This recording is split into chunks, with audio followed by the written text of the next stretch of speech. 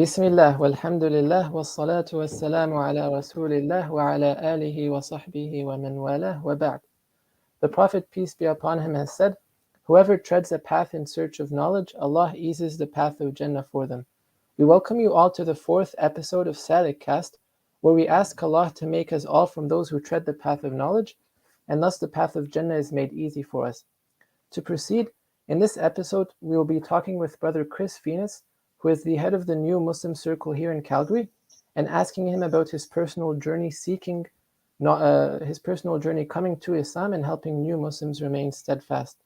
Brother Chris, Assalamu alaikum wa rahmatullahi wa barakatuh. Wa alaikum salam wa rahmatullahi wa barakatuh. Thanks for having me present with you today. I appreciate it. MashaAllah. Yeah, thanks a lot for accepting the invitation. So to start off, Brother Chris, how would you, I think it's best to approach this by going from the earlier stages of your life to perhaps how you came across Islam and perhaps some of the etiquettes as well regarding dealing with reverts on some of these topics. So as a young Canadian, I'm assuming you were born in Canada, right? Yep. Born and raised, yes. So as a young Canadian, how was your life? How was the environment like? Great. I mean, I lived in Calgary all my life, except for a couple of years in my youth. I was born at the Holy Cross Hospital in downtown Calgary, which is no longer a hospital. It's more of a medical center now. So that's in the Mission, Cliff Bungalow area. And then grew up in parts of downtown Calgary in my first part of my life. And then did grade 1 to grade 5 in Pine Ridge, at Pine Ridge Community School, the public school there. And then in my grade 6 and 7 year was a little bit of an adventure. We moved off to northern Saskatchewan for my grade 6 year. So I was in a town called La Ronge, Saskatchewan. That was a predominantly First Nations town, of course, mainly Woodlands Cree people, and had to learn a little bit of Cree when I was in school there instead of French. They kept Cree as a second language there, so at least I can say hello, like tanse. And speaking of which, I mean, here we are, and I just want to take a moment to acknowledge that we are living, working, playing, and thriving on the land of the Blackfoot people, the Treaty 7 people. And I just want to acknowledge that because those are the original people, inhabitants of this land, and we have a duty. Prophet Muhammad sallallahu alaihi wasallam always, commanded us to be upholding of our treaties. So we as people in this land, we need to be also upholding the treaties that are written between the Crown of Canada, which is, yes, those treaties are about 100 and some odd years old. But we need to uphold those treaties between us and the First Nations people of whatever land we live in, especially if it's in Canada related to the Crown. So a little bit of a sidestep there, but it is a necessary one that we should always address. And then from my time in northern Saskatchewan, we then moved to South Delta, BC, which is just a community south of Vancouver and Richmond called Tsawwassen. I lived there for a year. And then we moved back to Calgary in the year 1996. So yeah, that's kind of, my life has been in Calgary since 96, ever since. I'd say, when it comes to the whole cultural paradigm and religious paradigm, culturally Christian, not necessarily an adherent Christian or being taken to church on a regular basis. Yes, I had family members and friends that would take me to church here and there. However, it was not a formalized thing in my life. And then from there, when my parents divorced in 96, I was with my mom. My mom was on a bit of a spiritual journey for herself, where she was getting herself knowledgeable and involved in a lot of what would be new age, we would call new age spirituality. still doing everything, Christmas, Halloween, Easter, those kinds of things, but then adding on all this new age flavor. And then in my early 20s, that new age stuff kind of morphed into some other kinds of, there's this kind of interesting California based, I'd say, new age philosophy called religious science, not to be confused with Scientology. But honestly, I could say it was like watered down Buddhism for white people. This is the way it was. And then that would lead me into my mid 20s, right? By then, I was attending the University of Calgary in 2007 and starting a degree in communications. And from there, I was seeking. You know what I mean? I've had this life of spiritual but not religious. The old SBNR acronym. And from there, I was in the hunt for a place to belong spiritually and religiously.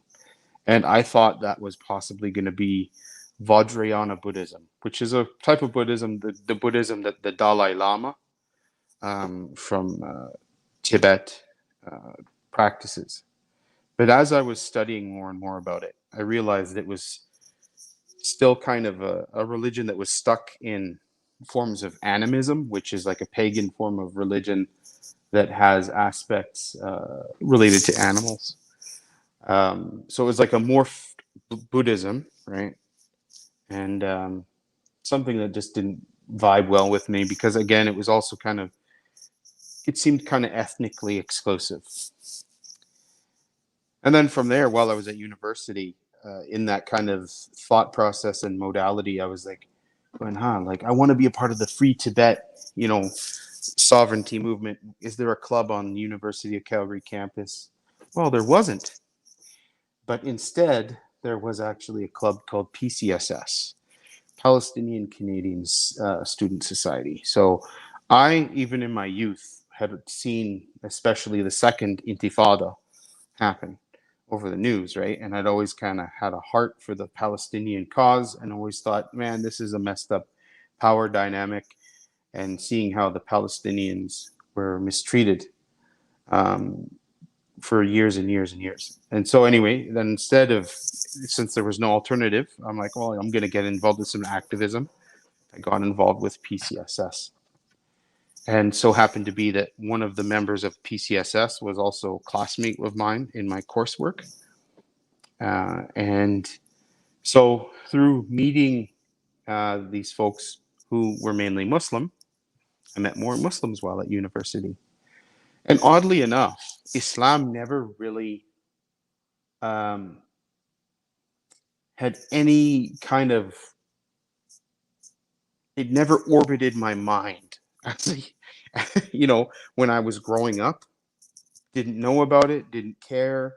Oh, that's just Arabs. It just didn't care. Like, it didn't matter. Even 9/11 didn't faze me much. I didn't, come out of 9/11 thinking, Muslims. I was indifferent to it at any rate. So anyway, there I was in an activist group at university, and I was meeting Muslims, but also my heart was seeking a spiritual and religious home. So in a period of about 18 months, 15 months, I started investigating more about Islam and asking my colleagues and classmates who were Muslim questions. And as I asked them questions, I learned more about the religion. I saw some of them, had great character, adab, akhlaq, as we say. And from there, that kind of sparked an inspiration to learn more, do more. And so in the year of 2008, I fasted a bit of Ramadan. I started to learn how to pray because I was curious about how that happened and how that worked, the mechanics of it. And then also I started attending Friday prayer. So then by February 2009, after completing a meeting with my activist friends who also had Muslims in the crowd. I said to them, I said, well, I guess this is the time I feel comfortable with it. I said to my friend Anas, who was there, I said, Anas, would you be so kind to deliver the Shahadah to me? And there I was in front of a select group of people that I felt comfortable with. And I did my Shahadah publicly on February 8th, 2009. And then from there, I've been a Muslim ever since. So that's kind of the walk towards the long walk towards Islam. But it's funny how I look back at things and I really see how my fitrah was not affected or impacted heavily by any kind of religious or cultural paradigm. I remember quickly, I was taken to a Bible camp while I was a youngster, like probably 10 or 11 or something, and I had lots of fun there. But I remember them telling me and asking me at the camp, hey, Christopher, how come you won't accept Jesus as your Lord and Savior? And at that point, I was a young kid too, just like grade 4, 5, something like that. And I said, I don't get it. I don't know how he can be God and Son of God at the same time. So I was already kind of like the Trinitarian kind of paradigm was not, was not sinking in. So in many ways, I feel blessed that I was not, I was not overturned too much in my youth. Yeah.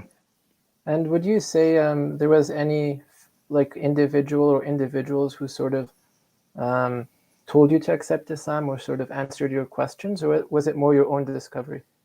Well, no, there was definitely people who answered questions about Islam. Like I could name a few of them.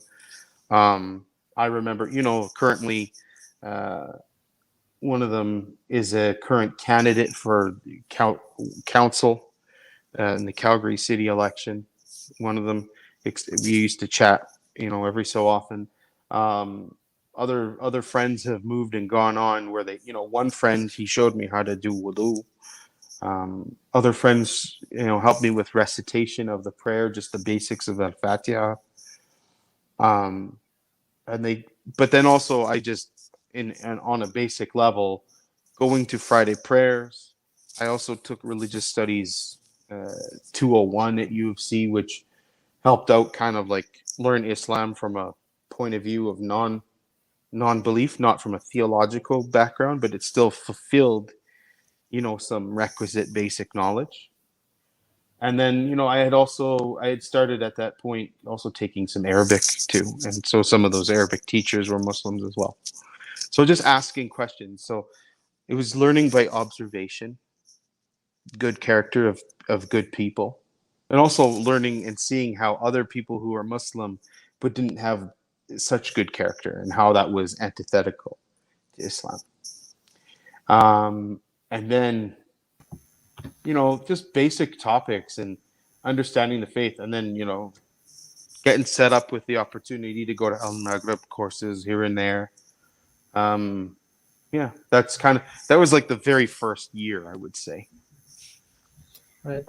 And would you say, because I've heard this sentiment being reiterated before, I'm not sure what your take on it is, and that's some people, they become Muslim without meeting Muslims before, and some of them later on they go to say, had we met Muslims before learning about Islam, we wouldn't have accepted Islam.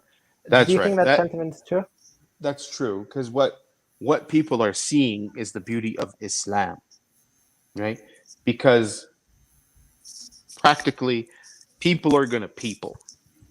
So when we meet people in our day-to-day lives, if someone's Muslim, this or that, we don't know if they're going to be of good quality until we really get to know them and start having interactions with them, right? So some people definitely, you could go, man, I was mistreated by this Muslim and that Muslim. That makes me not want to be a Muslim. And I have had those kinds of feelings before too, out of frustration. Some years later, in my life, when I saw behaviors that were just ghastly and abhorrent. that I could not stand, and I knew that they were un-Islamic behaviors. But then I had to step back and go, hold it, Chris. Like, at the end of the day, these are just people making mistakes, and I can't necessarily use the mistaken people as my example. I can use them as an example and go, okay, don't go that direction, go the other direction, and follow what is provided for you from the Quran, from the Sunnah, you know, and go with it, go from there. Yeah, absolutely. Because right now I'm on. Well, I'm also, like, helping people. I've been on a new platform called Clubhouse, and Clubhouse has people doing Shahadahs after they've learned a bit about Islam, and then they come and meet Muslims and stuff in Clubhouse, and they learn a little more there. But that doesn't fulfill the whole idea. There are people who definitely learn Islam kind of almost in a vacuum away from Muslims. It's not entirely impossible. Like, I think at some point with our communication technologies, those people who have less exposure to Muslims do find some Muslims to talk to, whether it be through YouTube channels like the EF Dawah type people, or the Speaker's Corner type folks, or they're reaching out through Clubhouse or something like that. That's where they're finding it, because there are some, like, there's one guy that I know who's from Alaska who just embraced Islam just recently, and he came onto Clubhouse to kind of meet some more Muslims and kind of help him with his growth. And would you say yourself personally, was it more the belief side, the intellectual side, which made you want to accept Islam, or more there was a deep yearning, like you felt there was something missing, perhaps like more on the spiritual side? Yeah, it for me is a deep yearning. I think to be honest, some people will maybe say there's an intellectual component, and I honestly find that while there's aspects of the intellect and the rationalization of Islam that make you click in, as it were, with your mind, it's really a lot of stuff in the heart. You just feel it. It's like the feeling of being in love. You know when you know. And so that's kind of the thing. It's like, it's so mysterious. Your heart is open. You feel the goodness of it, and it just, you're resonating with it.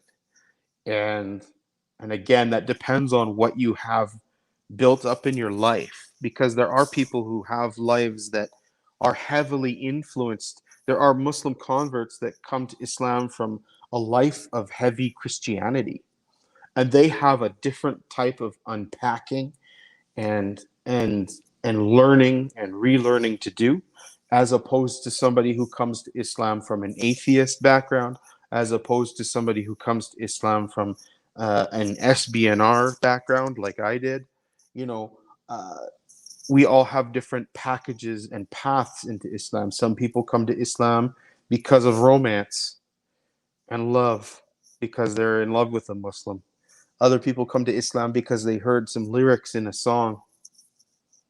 Other people come to Islam because of that authentic yearning to be connected with their creator in more than just words, but in a way of practice that actually refines one's soul.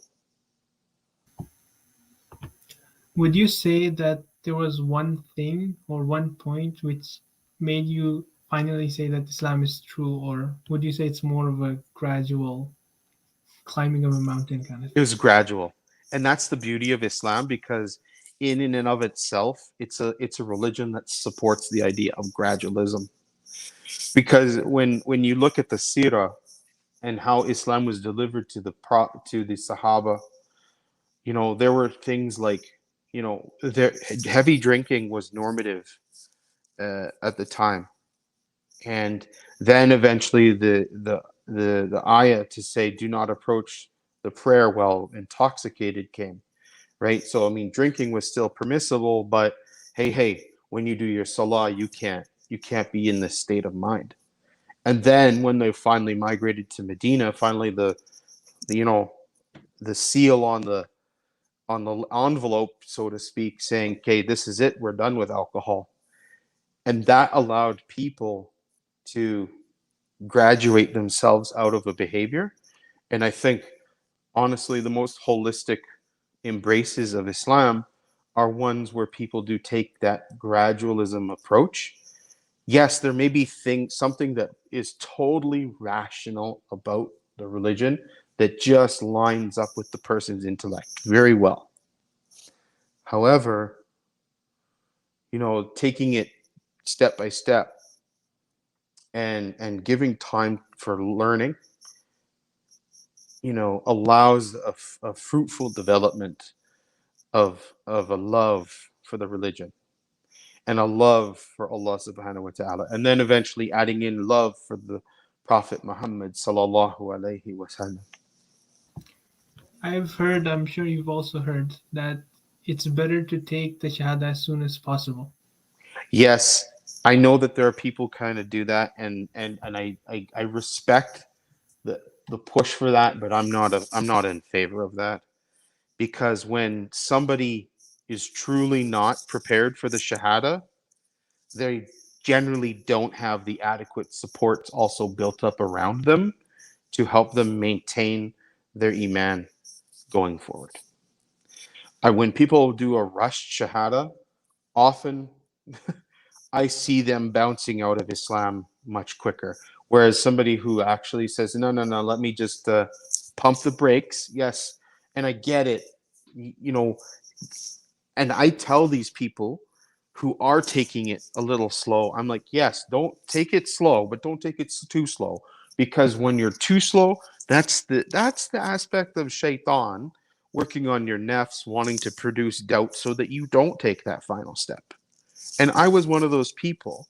But the thing is also, I wanted to create an environment when I did my Shahada, I did it in front of the people who were authentically there for me. Some converts are hauled up in front of people at a masjid that they don't even know.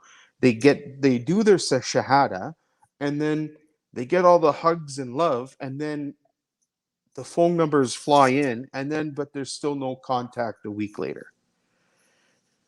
That's a problem. And that's what breaks people's hearts. That's when this rushed mentality is not helpful. And that's why I would say, put our imams are equipped to deliver the Shahada, but they're not always equipped because the Masajid around them is not necessarily equipped to actually have people step in and serve that convert properly for the first year or two. Could you describe like an effective support system? What does that entail? Does that entail their family being on board, for example, having a few strong friends, having a masjid nearby? It can. And it has to have a masjid that also understands, cultural competencies, a masjid that also understands knowing when to refer somebody maybe for mental health support. Because sometimes there are people that embrace Islam that have also some mental health issues, not severe ones, but sometimes there are severe ones there too. But sometimes somebody's got something going on that they need. That sometimes people come to Islam and they think Islam is a complete religion. And you don't get me wrong, but the thing is, there's also certain levels of dunya-based knowledge, like medicine and psychology, that need to be employed in somebody's life in order for their life to be healthy. So a good support system, is you're hoping for that you do have a supportive non-Muslim family, but that's not always the case, right? Especially if somebody's a young convert and they're still living at home with their parents, and then they all of a sudden, hey, guess what, mom, dad, I've done this, and then it's like, huh? But then there are people, I've heard of it. I mean, there was a 16-year-old Shahada in 2020, but her parents were supportive.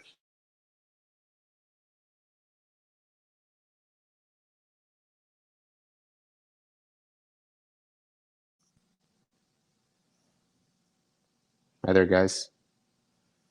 Yeah, I think it just cut off for a second there. You No were worries. mentioning there was a 16-year-old in 2020, but her Yeah, parents there were was a supportive. 16-year-old Shahadah in 2020, and her parents were supportive, which is great. You know, um, and again, Masajid, and this is not to speak specifically about just say our city, Calgary, but in general, like a template would be that you have a Masajid that provides, regular help to a new Muslim once in a while when they really need it. And if a Masajid can't handle that, that may need to be farmed out to a third party person who or third party group that knows the processes and can actually step in on that matter in a way that still helps, because sometimes our imams bottom line are stretched thin, right? And so we need you know some sort of people in the community that can help out with that kind of thing, whether that is youth who are also, you know, reviving their Islam as well, because like a Muslim who was born Muslim and then kind of steps away from it a little, or is a little bit lackadaisical, and then they're all of a sudden they're in a process of revival. They have a lot in common with a convert, and if you pair them together, their religiosities are almost at the same level, and they can actually explore and learn at the same time in parallel, and almost learn the same things, and kind of co-support each other. But then also you got to have age appropriate support. Like, I'm not necessarily going to want to throw a 20-year-old in to help a 40-year-old convert, and vice versa. You need to have the generational compatibilities as well, and also gender compatibilities. I'm not necessarily going to be going, oh, this gentleman is going to help this lady.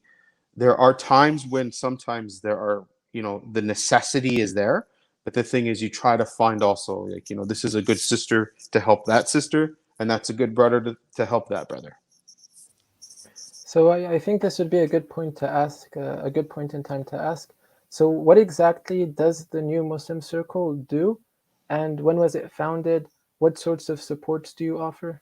So it was founded in 2013, and it started from a brother who was in Calgary, and he was involved in a lot of dawah, and his name was Ahmed, and he was running a book study group. Like, so at that time he was gathering some brothers together, some convert brothers together to read the biography of Prophet Muhammad sallallahu alaihi wasallam. And that particular book they were studying was the Martin Ling's biography about Prophet Muhammad, peace be upon him.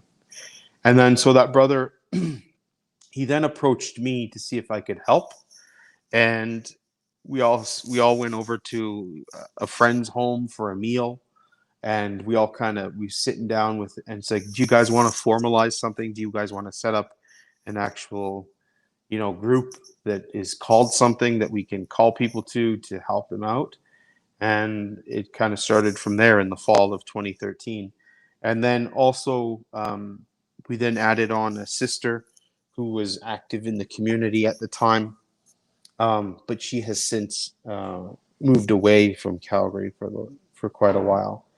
So over the years, we've held meetings where we meet up, either weekly or bi-weekly, and we discuss topics that are relevant to us, where we've gathered and gone snowshoeing, maybe had campfires, where we've had Eid gatherings for converts and their families and their supporters.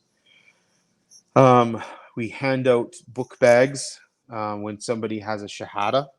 So, about 4 or 5 good, well-resourced books, so that the person has like some sound knowledge to read upon as they embrace. And even for somebody who's born Muslim that is reviving, I'm happy to give a bag like that to them, so that they have something that's maybe speaks to them in their mother tongue of English rather than trying to access classical works, because sometimes that can make the whole process of reviving yourself a little more elusive.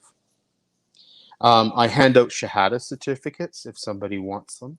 So if somebody does a Shahadah and they didn't do it with me necessarily, but say for instance they did Shahadah at some point, we just get one of the imams in Calgary involved, and we just create a backdated Shahadah certificate, because maybe they're going to go on Umrah, or maybe they're going to get married overseas, wallahu alam, right? Or maybe they just want one. I haven't done it yet, but I will provide, and I do offer it, kind of Islam 101 for non-Muslims, to help them kind of just get a baseline understanding about Islam, so that we challenge a bit of the Islamophobia, and I make use of my whiteness, my Europeanness, to be of cultural compatibility with some of those kinds of folks, because often, unconsciously they are discounting learning from other people because of the heinous ideas of bigotry and ethnocentric kind of behavior, right? So we kind of, and then this is also prophetic, right? Every prophet was sent to their people in to speak in their tongue. So the thing is, it's like they go with they serve and talk to their people. So we have the ability to emulate that in nowadays when we do dawah, right? So I'm better off talking to European people because I'm of European heritage. It doesn't mean that non-European people can talk to other people and do dawah. By no means, no. But we have to accept the fact that, there's a little bit of an in, because then they look at me and they go, oh yeah, Chris has been living Muslim and he ain't that weird, right? It kind of pulls back the curtain for them and it makes them feel safe. And then the final thing is, I will personally also offer myself as a wali to converts, sisters. So if they don't have a suitable gentleman in their life, and usually they don't, being that I'm also a married man, and I've been married for almost 10 years, and I do have 2 daughters as well that are young, I will offer myself as a wali for a convert sister, because often the convert sister can get caught up in the romance and the swooning that can come from another guy, and we want to make sure that that things are being done on the up and up.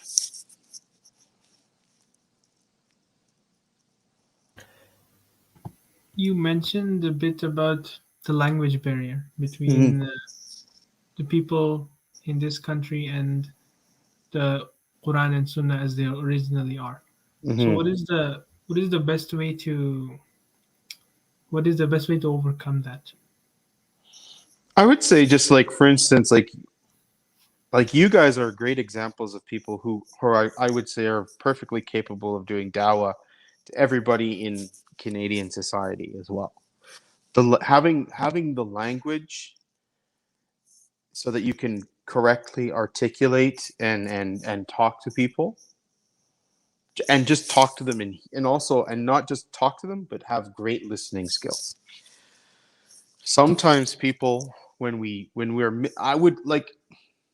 I feel uncomfortable talking to somebody who wants to know more about Islam, but maybe Spanish is their prime language, or French is, and they'll be like, you know what, let me find somebody else who can actually talk to you in that language to help it really ring true. Because the thing is, it's like that mother tongue issue really does help. It really helps. Like, I wouldn't, there's like a certain level that I could go and be, being that basic Muslim and just talking straight about what's going on, and here's what Islam is, and this is what we do as Muslims, blah blah blah. But then when we start getting into like more like nitty gritty, I'm not gonna be so foolish to go, man, I got this, no problem. because I do worry about that language barrier and that cultural competency.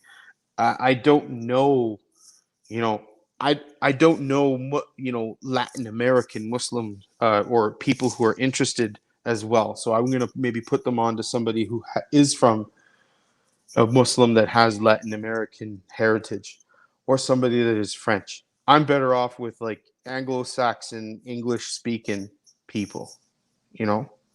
That's who I'd probably do better with if it came down to having a dialogue or dawah with. You know, I don't know. It's that, and I look like them, so then their guard is down. You know, psychologically, it seems so dumb, but there are people that their guard is up because when they see difference, they're prepared for, for fight or flight, right? And when you can come at them from an angle of cultural competency, it's kind of no different than Prophet Muhammad sallallahu alaihi wasallam when he would dress and prepare himself to approach and talk to other tribes in Arabia about Islam, right? It's having that kind of understanding of urf, cultural competency with people, so that you can actually have an edge into the conversation rather than being, again, looked at as an outsider. You also mentioned that you give book bags. So, what books do you usually suggest for new Muslims? So the books that we give out in this bag is, I'm going to sneeze maybe. Just give me a sec. No, could happen. Here we go. No. Okay, so the first book, there's a book called Being Muslim, A Practical Guide, written by a brother who is also a medical doctor. His name is Asad Tarsin. He's in the Bay Area of America. So ASADA. Asad, yeah, ASAD, Asad Tarsin, Tarsin. So it's a basic Fardul Ain book, Fardul Ain being your basic expectations as a Muslim.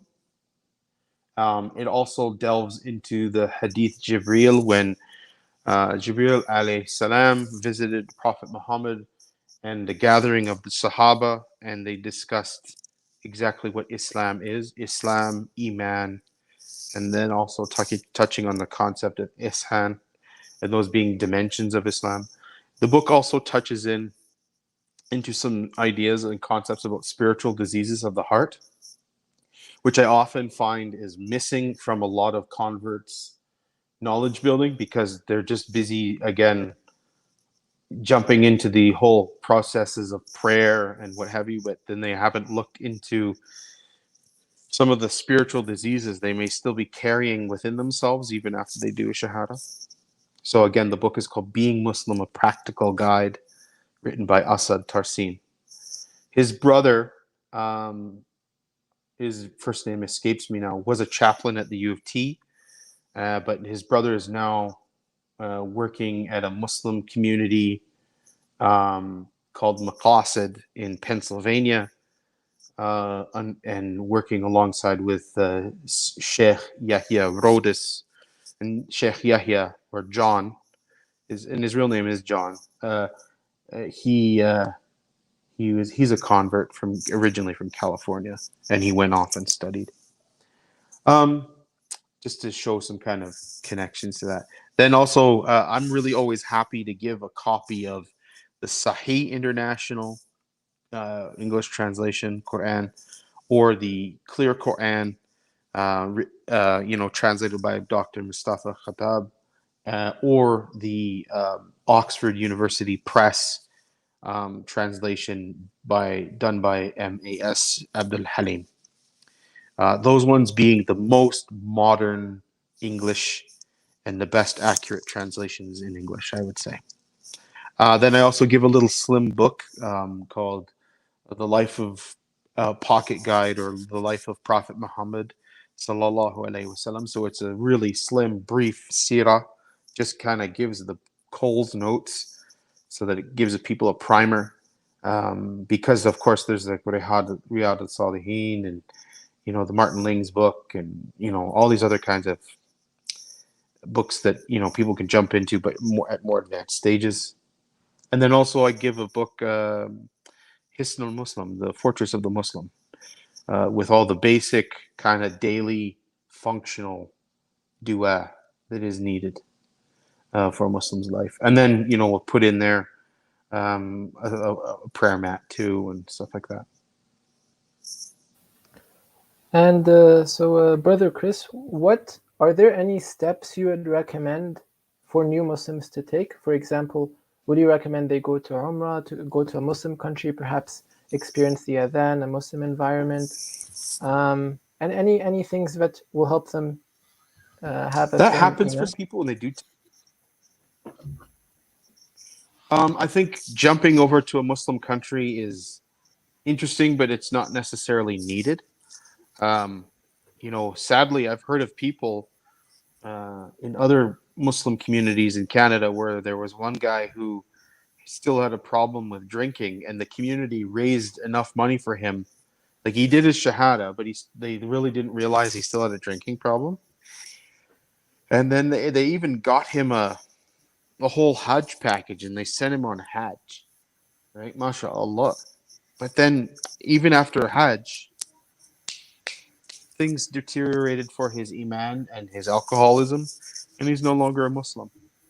So it's kind of like, I would say, follow the path of how the ibadah works. First you got your Shahadah, then the prayer, then there's getting through the fasting, the Saum, right? And then the whole processes of zakat and Hajj are kind of things you can deal with them as needed, because maybe the new Muslim may not have enough money to qualify to be paying anything related to the nisab and all that kind of stuff. And then also Hajj, I'd say, Hajj is awesome. I haven't been on Hajj myself. I've been on Umrah, but I didn't go on Umrah until I had been Muslim for 7 years. 7-8 years. So the thing is, it's like, I have been to Muslim countries. I've been to Morocco before, like when I was Muslim in 2010 and 2016. But that, I would say, like, rushing to go to a Muslim country, sure, some people that maybe works for them in their personal journeys, but it's not necessarily needed.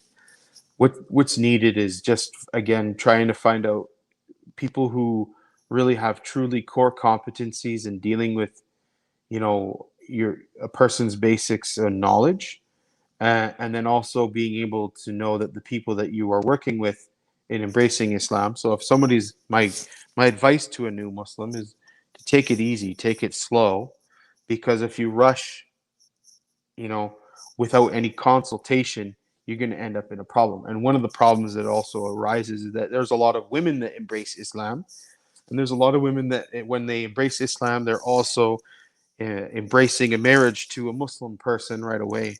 And then often I've seen those marriages get really rocky, and sometimes they end up in divorce. And then there's kids involved, and by a certain point, and it's literal hell. It's literal hell. It's awful. So I really recommend that, and when it comes to new Muslims too, if you're not married, don't get married until you've been a Muslim for at least 1 to 3 years and you've learned enough about the religion and you've solidified your new identity and you've made enough connections to be fully supported so that you can go forward. Because if you're just rushing, you're gonna the trips and the pitfalls will be huge. And I mean, some people may say that, well, that means that Islam is not an authentic enough religion and whatever. No, it's an authentic religion. It's just that our humanness gets in the way. And when our humanness gets in the way, that's what trips us up. We have to be logical and methodical about how we are dealing with our embrace. So on that point, do you think like born Muslims are less likely, if they have a low point, to start questioning their faith and leaving the faith entirely, because they also have the cultural connection, as opposed to revert Muslims, who it's easy for them to go back to their old ways, their old life? And if so, do you think we can flip it and say as well, reverts are more likely to be sincere people, they're less likely to be hypocrites, more likely to be like hypocrites as in saying something just to please other people, and so on. So what advantages would you say born Muslims have, and what advantages would you say revert Muslims have in that regard? I think we both have the same levels of advantages and disadvantages. It's just that they come at us differently. Like, yeah, I think you're somewhat right about the sincerity aspect. When somebody is truly seeking Islam, we definitely look at Islam from a culturally unbiased lens. But the other pitfall is that some people do look at Islam when they embrace it from a cultural lens. They'll get into a process where, as they embrace Islam, they start Arabizing themselves, or they'll start becoming more South Asian subcontinent in their character, or African. And this is mainly to people who are not of West Asian or African cultures, because what they're doing is they're not realizing, like, hang on, like, if you're of European heritage, it's like, okay, guess what? You can still be, yourself. You're just abandoning the things that are fundamentally disallowed in Islam, and that you have some leeway to gradually get there. You're not going to do it overnight, because if you do it overnight, some cases, again, pieces will crumble. Now, when it comes to the whole born Muslim factors, that's a tough one, because you live a life no different than Christians, right? You live a life where you've got people who are in your life, your orbit, that are Muslim, but they don't behave Islamically, and they may make you lose spirit and faith, because you're like, oh, look at all these people. They say they're Muslim, but they're all a bunch of chumps. It seems to me that this religion really doesn't do its job. It doesn't. No, that's the person not doing the job. Islam is the guideline. It's up to us to follow the guidelines, right? So I'm not going to, people, we have to understand that people are going to come from broken families, messed up family culture, messed up family political and cultural politics, that are going to be disruptive to our iman.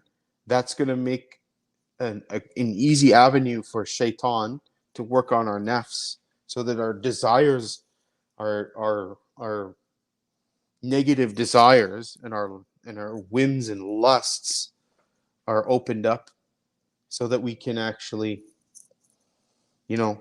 just feel good rather than actually feel whole instead. It's hard. I don't know what that's like, because I haven't come from a place of abuse of the faith, where spiritual abuse has happened, where that has disrupted, say, a born Muslim's life. But I know it's very real.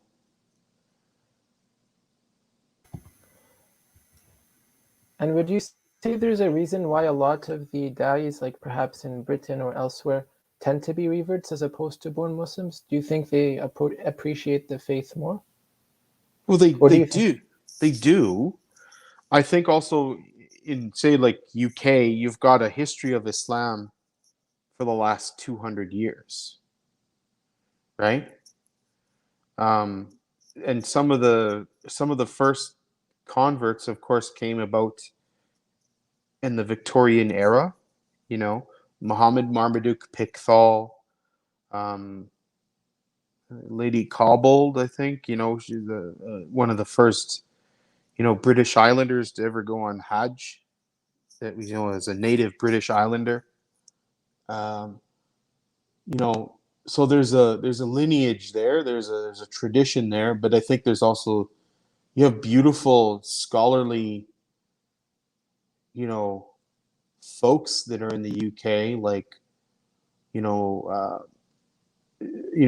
Abdul Hakim Murad, out in Cambridge, who has done a very good job of establishing, Islamic learning and whatnot. I mean, you've got all of stripes and types in England, of course. They're very passionate. They have a debate. They have a debate-based culture, right? So their market of ideas is open. Whereas, like, I think there's a sentiment within Canada that we are very like, oh no, don't talk about religion and politics at the dinner table thereby. You can't jump into that too much because you might upset somebody, right? So maybe that's why. And also in Canada, we don't have a very strong lineage back to a convert group, or Islam being here. Like, Islam only came to Canada in 1851 by like a few people. Like, there's a Scottish convert couple that moved to Canada. Then there was an American convert couple, maybe about 7 years later or whatever, that also came to Canada. And then there was an African man as well that came to Canada. There wasn't much. I mean, most of them is mostly the Muslims that came to Canada were from waves of immigration. You had the Levantine Arabs that came about 100 years.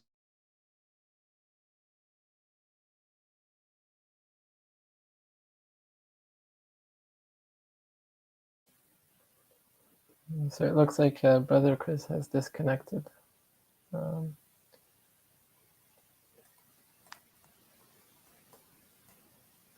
we go. Yeah. Sorry about that. I don't know what happened. No worries.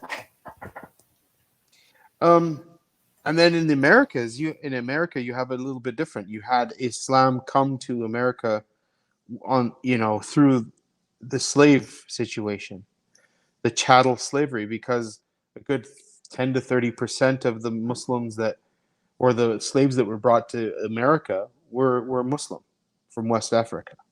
So Islam has been in America for at least 400 years. And then it's grown up and revived itself. It revived itself through the Nation of Islam, which has its problematic aspects. But then you had people like Malcolm X and Muhammad Ali come out of Nation of Islam and start following and practicing, recognized normative, Sunni Orthodox Islam, right? So, there's Daees of all stripes and types. I think in Canada we're just so spread apart. Out in Calgary, it's not like we're in the GTA area. Like, it's not the GTA. You have a lot of communities that are super close together, way more population. You have half the population in Canada, in the eastern part of Canada. So the thing is, it's like it's just a numbers game. And the models for Islam, are few and far between in Canada, where it's mainly coming from. And here's me as a European convert to Islam, that my models are technically people who are of immigrant background. It doesn't mean that that's bad, but that's a little more difficult for some people to get around mentally. Some people they don't vibe with it, and we have to do what we can to try to reach out beyond the whole cultural paradigm to explain Islam in a way that makes it palatable. Whereas, like in the States, most of the converts to Islam are actually Black African Americans. And why is that? They already have a community that is heavily established, right?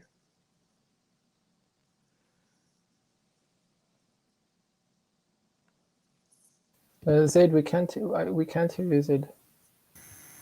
Okay, you can hear me now? Yeah. Would you say that the issue with the Dawah in Canada is just the population, or would you say there's a lack of desire in the Muslim community to give Dawah? I think we're a little bit scared right now. We have had our community attacked in 3 significantly heinous ways ever since 2017. So we're not all that happy to go out and do dawah. COVID-19 didn't help as much. And, again, sentiments in Canada, like my wife just came back from the UK. She just said, like, I'm wearing the hijab in the UK and people treat me with way more respect. Whereas she said, sadly, in Canada, the average person who sees me and looks at me, has more of an edge or a kind of a sneer.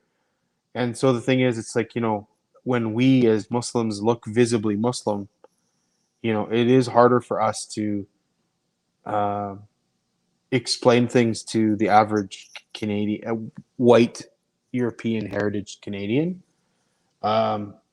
which is unfortunately the case, the source of this anti-Islamic bigotry. Andre Bissonnette, the fellow who did the Islamic Mosque of Ottawa or whatever, and then then there's the guy who handled things, who murdered people in London. So the thing is, they're all from my kaum. They're from my tribe, and most of the people in my tribe are the ones who are the most ignorant about Islam. And not to say ignorant in the negative sense, but like people are truly, they don't know.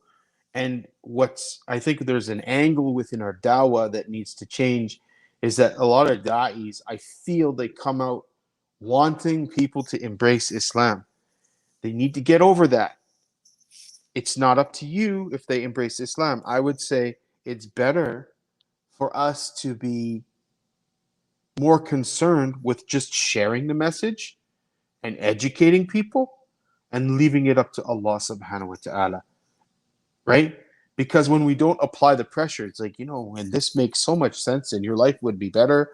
No, I think we just talk about Islam and how it is beneficial for our lives, how it's compatible with things in Canada and Canadian values, and leave it at that.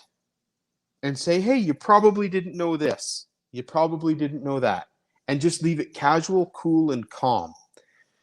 It's when we start acting like victims and playing a victim mentality, and when we do that in our dawah, it doesn't help.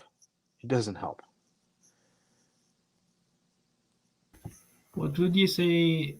What minimum message is needed for people in Canada, for example, to appreciate Islam? I don't need them to appreciate Islam. I need them to understand Islam. That's it. Now, for them to appreciate Islam, that's an internal thing. They need to think about it and marinate on it and see where it does make sense for them. But all I want them to understand is that Islam is a religion that just like many others, but the unique thing is that our religion is a religion of commitment. So the thing is, I'm committed to serving God, and therefore I have obligations to my family, to my neighbors, to the environment, to all these kinds of things, all these things that would be technically under the Sharia.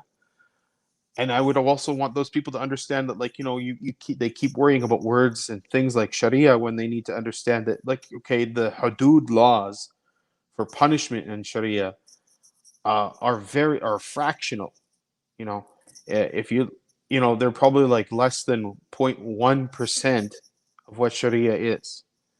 Sharia is, how do I treat my neighbor? How do I feed my family? How do I govern myself? Basic stuff. I mean, it covers everyday life.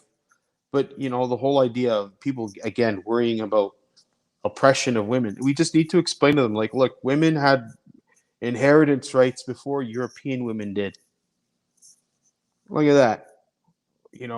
Explaining to the things that just weren't there, that they don't understand or know historically. I think it's a big just knowledge gap. It's like, unfortunately, the things that we're not always going to be successful as a society, because when the government of, say, Alberta or Saskatchewan or whatever picks a curriculum of teaching, they're not necessarily going to go, okay, we need to teach everybody about Islam. That would be lovely, but it's not going to happen. I think people need to learn about Islam from a almost like a social studies type perspective. That's the gap of knowledge that they're missing in their minds. Because when you actually learn it from that perspective, you kind of go, oh, okay. Just like I had to learn about communism and capitalism and all these other things in junior high and high school. Why not learn about religions as well, so that I have a full understanding or a basic understanding of how people live, right? Because those are things that actually inform people's lives. In Canada, what do you think are the best avenues to get the message across? Would it be street dawah, social media, books, debates, presents? You have to be everywhere as best you can. Go to where the people are. Yes, do street dawah, but maybe be less hepped up on handing out pamphlets. Yeah, have some pamphlets, have some literature there. But you should be just there to have conversations. It lagged there. Did you guys get that? Yeah, I was able to make out what you were saying. Okay, good. And being on social media does help for sure. But again, social media is dangerous. Like, in a sense, we're our own worst enemies. And I was just dealing with this last night on Facebook. Okay. Somebody posted and they requested, hey, where can I get a halal turkey for Thanksgiving? And so somebody piped in to this person's comment and said, hey, you shouldn't be celebrating Thanksgiving. And then it got into a whole diatribe about, Thanksgiving is a kuffar religious practice, and it's like, okay.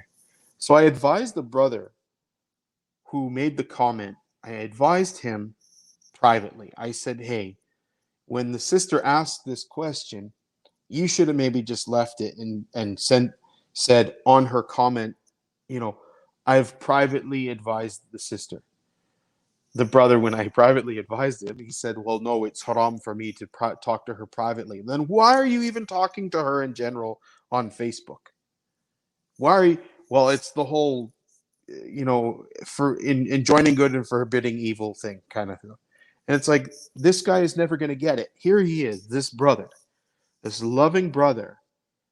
He's trying to give nasiha, but he's giving nasiha to another Muslim about Thanksgiving, when in fact he needs to not advise that person publicly because there's a humiliation factor. That should have been an advisement in private.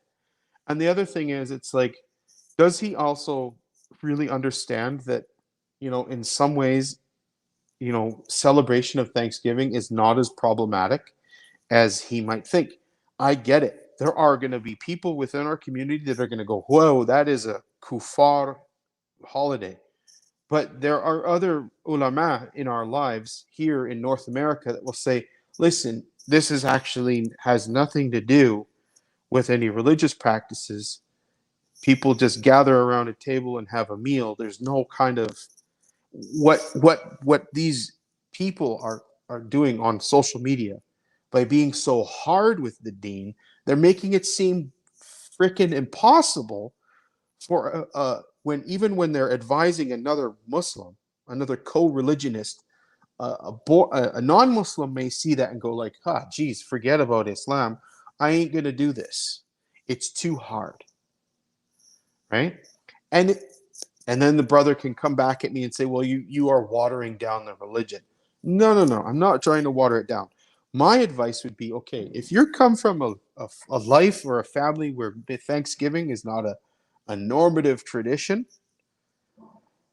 maybe don't start it up. But for me, it's a different matter. Thanksgiving is normative.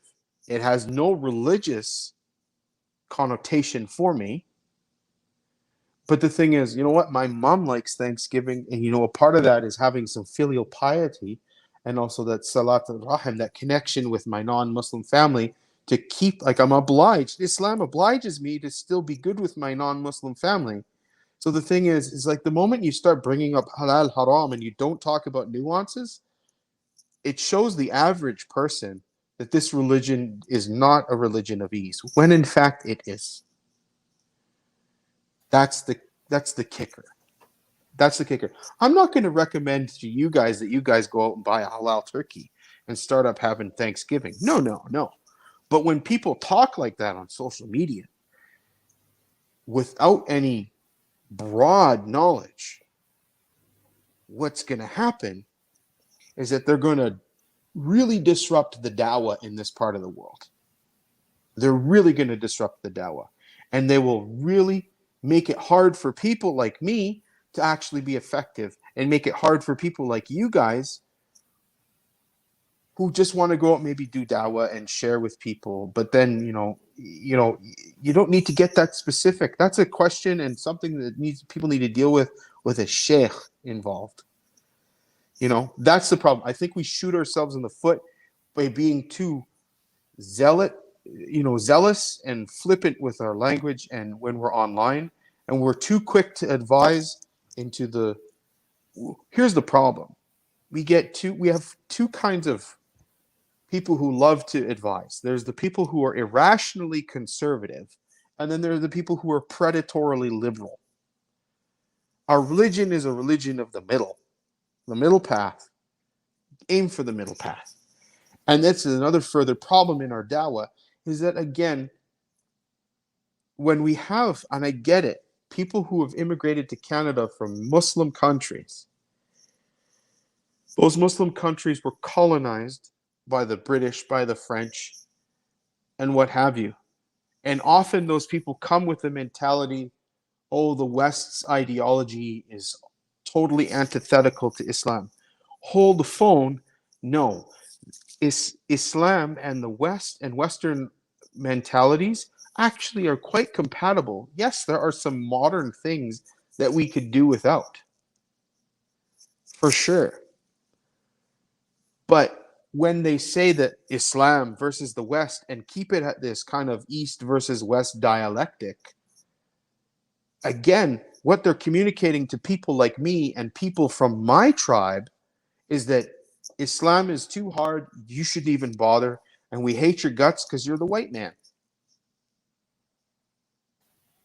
And that's not fair. Islam is a religion of redemption. And if anybody on this earth wants to become a Muslim, don't make it hard for them by showing incorrect understanding. If you have a private understanding of Islam that makes it a little bit more strict, you know what? Do what you can to uphold that. But if you're so loud with it, you're going to actually you're going to be gatekeeping people from coming into the religion. That's my biggest concern. So this question kind of touches on what you just mentioned. It's a bit multifaceted. So essentially, what changes do you think we need to make in our approach to dawah, in our approach to interacting with new Muslims or even non-Muslims in Canadian society at large, such that we make our masajid, our communities, more revert friendly, da'wah friendly? Perhaps are there changes, for example, like not bringing in sectarian conflicts or abstract theological issues, cultural aspects? So what are the changes you think are the most important and critical to making our communities and masajid more da'wah friendly, more appealing to people? Like appealing in the sense where it's not tainted with all our egotistic problems or cultural problems. I think that can be removed from the equation in our masajid as Canadian Muslim societies grow. And this is no slight to immigrant communities that have established the masajid, because without the masajid, I wouldn't be a Muslim. Without the current masajids here in Calgary, I wouldn't be a Muslim. You know what I mean? It was Allah's decree that so many beautiful people came to Calgary and established Islam, that their families moved here, and then I was able to meet them. But we know that they moved here for the sake of economic opportunity. They really didn't move here for the sake of dawah. We know that. Unfortunately, as a side effect of being human, our nafs gets in the way. Politics can disrupt things. But I think what going forward can happen is that, as we have more second and third and onward generations of born Canadian Muslims from every kind of ethnic background, really at the end of the day, the back home politics, the the politics that come from different schools of thought will eventually kind of dampen themselves, and you're just going to have people that will, how would you say, really just live Islam, to the best of their ability. They're going to have a little bit of a cultural flavor going on in their home life, and that may be present in the masajid, maybe by the people who maybe consistently frequent that masajid. And immigration is not going to stop in Canada anytime soon, and that's fine.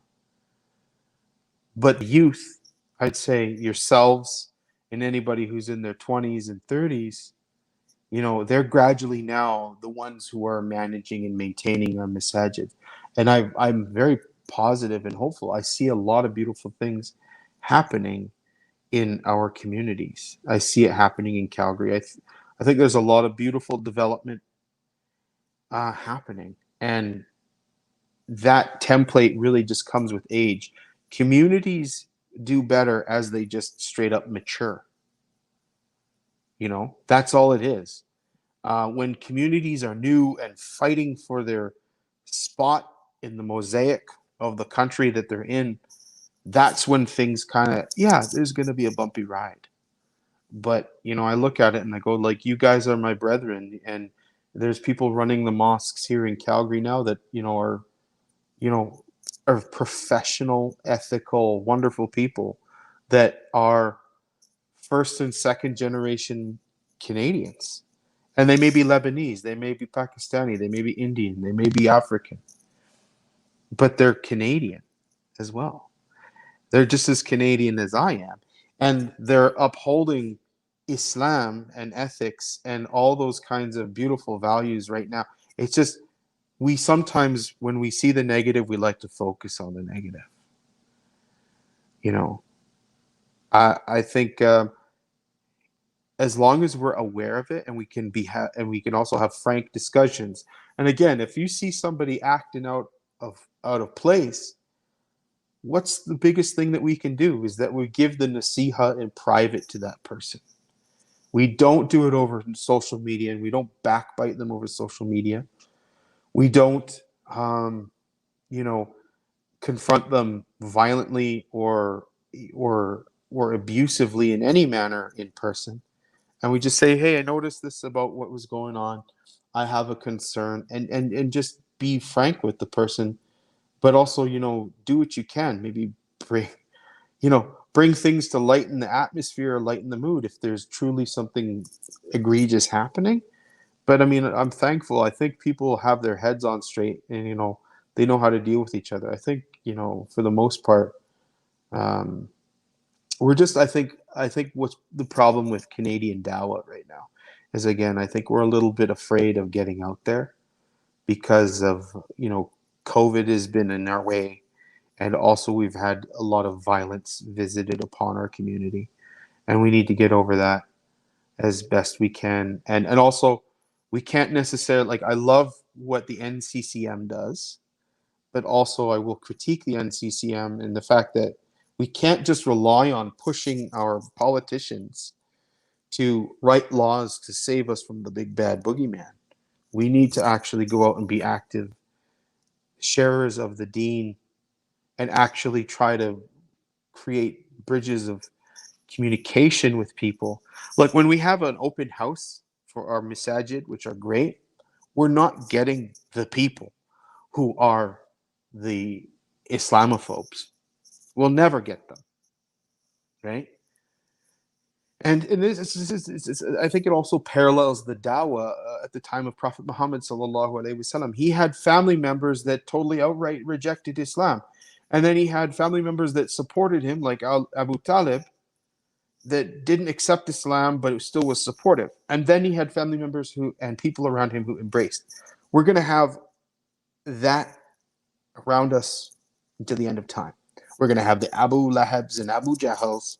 We're going to have the Abu Talibs in our lives. And then we're going to have the people who, that we can communicate with. And then they'll go, yes, this is for me.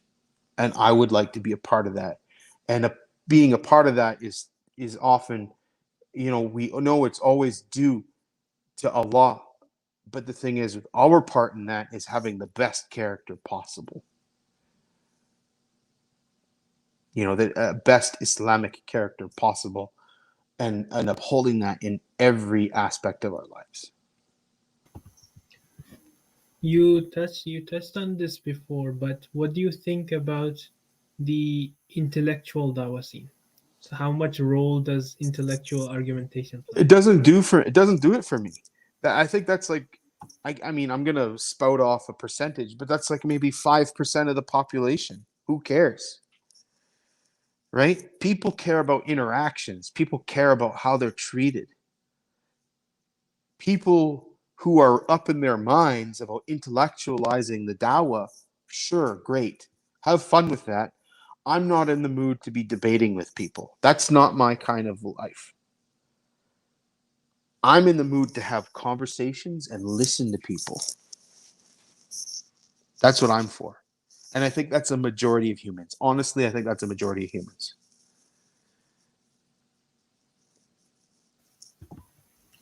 So do you have any stories you want to mention that have any lessons for us?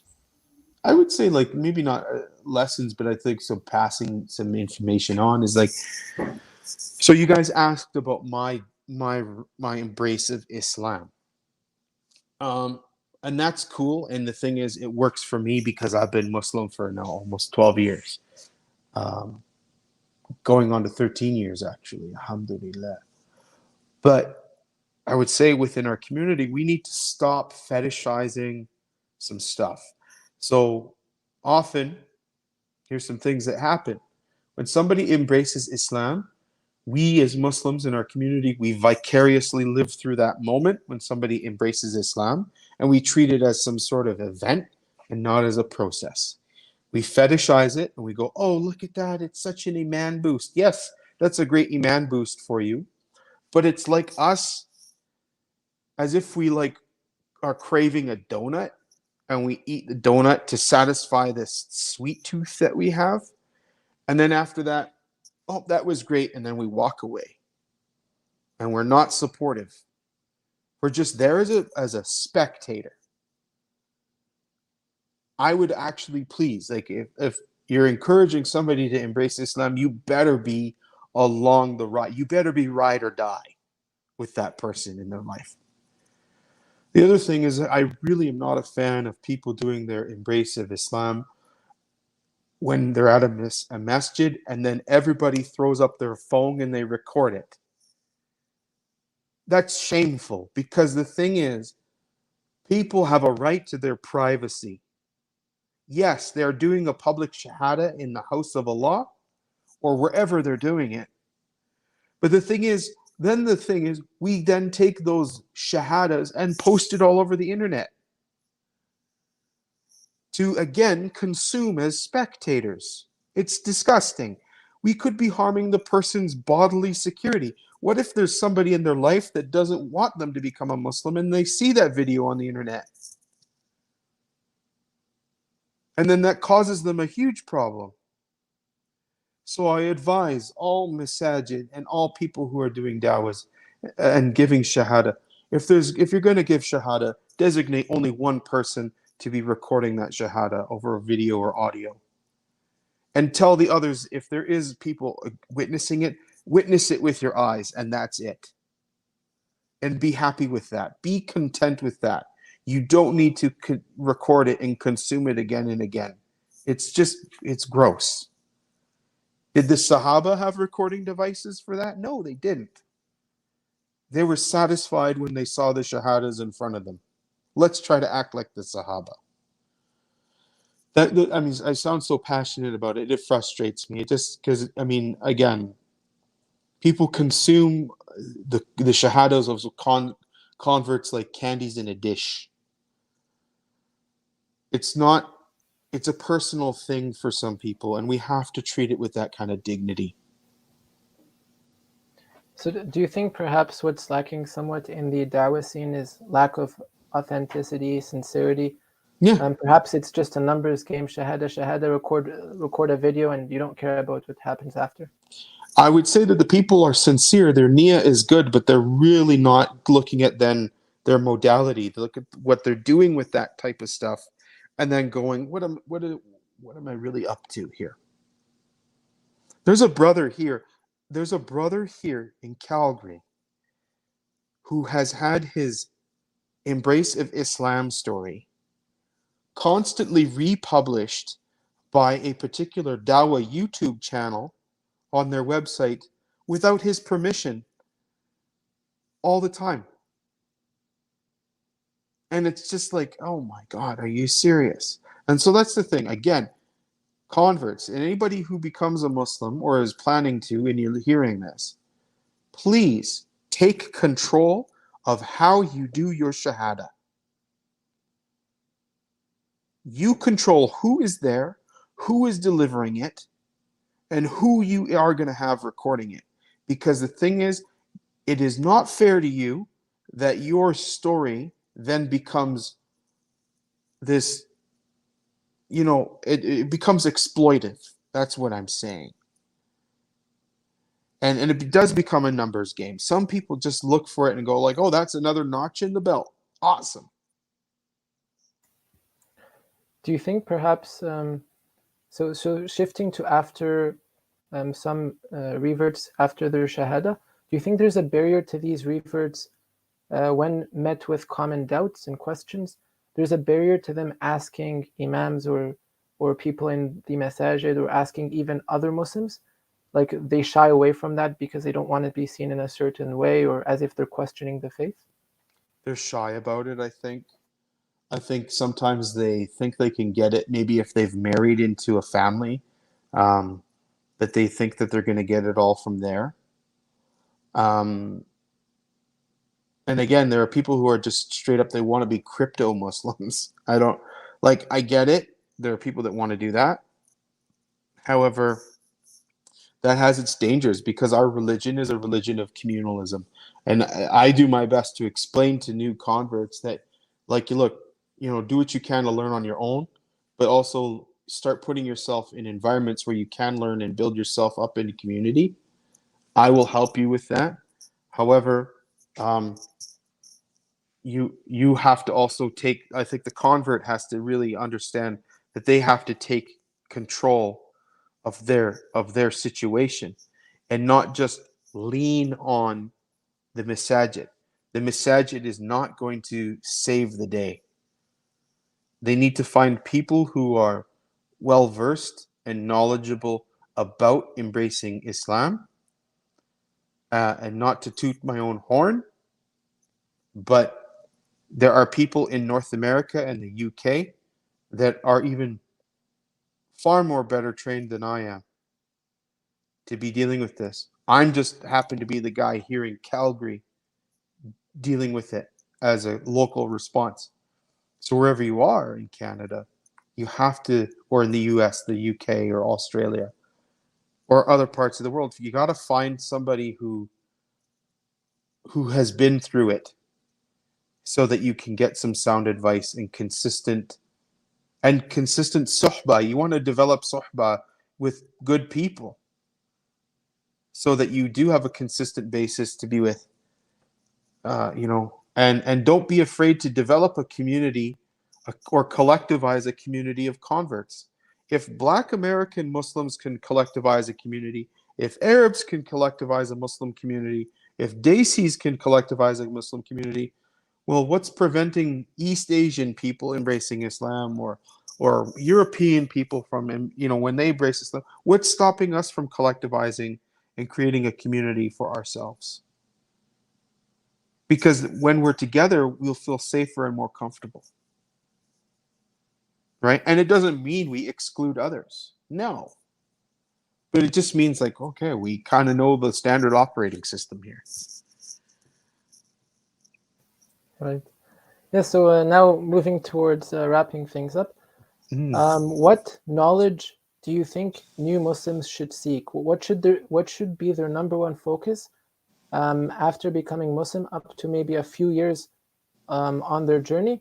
And alongside that, what's the number one thing you think has kept you steadfast all these years? Like when you have your low points, what's the one thing you turn to that you feel gives you that iman boost and helps you stay firm? So I would say always a new Muslim has to always get their Fardul Ain going. And that means, again, learning about the pillars of Islam, the basics of the worship, learning about the pillars of Iman, the basics of faith, the 6 pillars of faith, understanding that every action you do is based on intention, and that you need to also round that out with the idea that you want to be doing things with excellence, with ihsan. And so those are the big things that you'd want to be studying and dealing with, just the basics on how to do those things in your life. You know, and again, that can come from there's books out there that just fundamentally deal with that kind of stuff. Books like Being Muslim, A Practical Guide. The New Muslim Guide, I think, is another one of them. You know, those are the things that you really need to focus in on. And I will encourage that down the road, maybe 2 or 3, 4 years in, start learning a madhab, a school of thought in Islam. And the idea would be to just kind of refine your knowledge. It's not to create a difference and say, oh, that guy's Hanafi and I'm Maliki and da da da da. No, when you just follow a particular madhab, you're just going to actually start to refine your knowledge and have finer detail to your practices of Islam, right? Because then you know where to go and how to do it, right? And it depends on the community. If you're being raised up, if you're a new Muslim in your community, you're in a community that is mainly a particular school of thought, you know, under the umbrella of, you know, normative Sunni Islam, you know, maybe go, okay, yeah, a lot of people in my community are Shafi'i or Hanafi. I'll start learning one of those maybe. Stuff like that. You know, I think it's helpful. Honestly, it's just a great way to focus. And again, that's that 3rd and 4th year stage. But in the first 3 years, please, please, please, just stick to basics. Basics, basics, basics. Your bread and butter. It's all you need. Remind me of that again there, Yahya. Sure. We went over the basics of what a convert should do. And what was the other part of that question you had? The one thing that has kept you steadfast all these years. It's just belief in Allah subhanahu wa ta'ala. At the end of the day, I know that I don't have to go repent to a priest. I can repent with God. I can also cry of thankfulness and do sajda to the shukr with Allah, you know, and do that kind of thing. It's so basic and authentic. I don't have to stand in front of a stone statue, go to a place. All the world is a masjid. It's just that Allah, knowing that Allah is there and is the creator of all. I don't know. It just rings so true and resonates with me. That's the only thing that I need to rely on, is just to have tawakkul, to have that sincerity with Allah, and also just go like, man, my commitment really is what I'm after. Just be committed to the Creator, and you'll have a good end, God willing. You know, be committed to the things that He requires of us, and you'll have a good end. And put your 100% best effort into things, and that's what always just keeps me fired up and faithful. Okay, and the very final question, very last question. What's one message you would give to upcoming Muslims who want to be involved in Dawah in Canada, and one message you would give to Canadians who perhaps have a bit of a negative perception towards Muslims, Arabs, people from that background? So to the new Daees, I mean, please, you of course get your requisite knowledge under your belt. Be a good student of knowledge and learn those basics. And then if you need to specialize in a particular form of dawah, whether you're going to be the guy who likes to talk to atheists, or the gal who likes to talk to Christians, or maybe you talk to the SBNR type folks, or maybe you're going to specialize in talking to East Asian Muslims that come from a Chinese Taoist or a Japanese Shinto background. Like, you know what I mean? Like if there's something that aligns with you, for me, I'm better with spiritual but not religious people, and I'm good with the Caucasian Canadian. But the young Daees who are from all different groups and types of people within the Canadian society, again, there's no harm in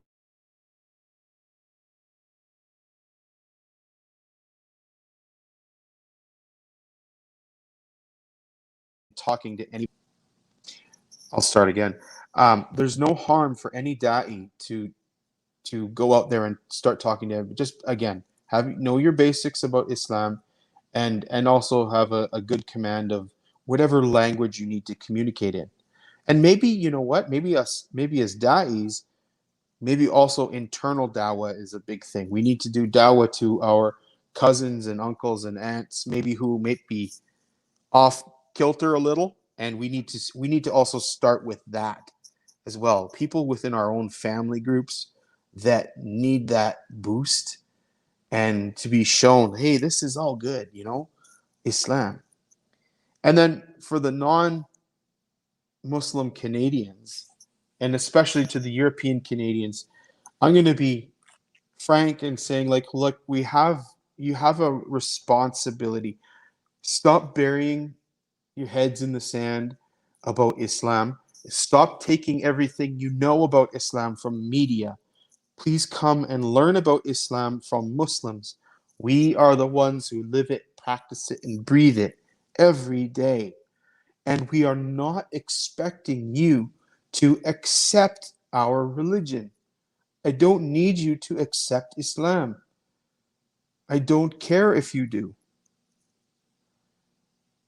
I need you to understand it so that you can be at least an informed individual. And then by that information, you will help prevent harm in our society. Not just my community, but our society. It helps us understand that bigotry is not needed. And bigotry can come out of just casual ignorance, just not knowing. How many times have I been casually ignorant about a topic because of just being blasé about it? And everybody seems to care about Islam and what Muslims are going to do. Well, if you care so much, come and learn from us. If you run an organization, please call up your local Masajid and get the best person they can provide to do a 1.5 hour presentation about Islam for your group, for your community group, so that you're just aware and you're informed. That's it. That's all we would like.